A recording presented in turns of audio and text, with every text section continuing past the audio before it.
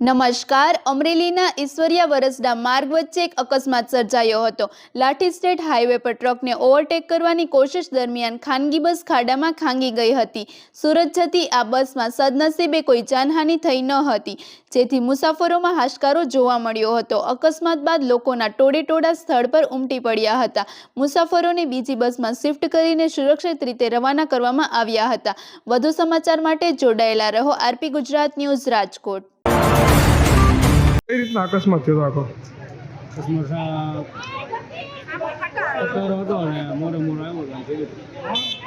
કઈ રીતના બસ કઈ રીતના ખાડીયામાં પડી?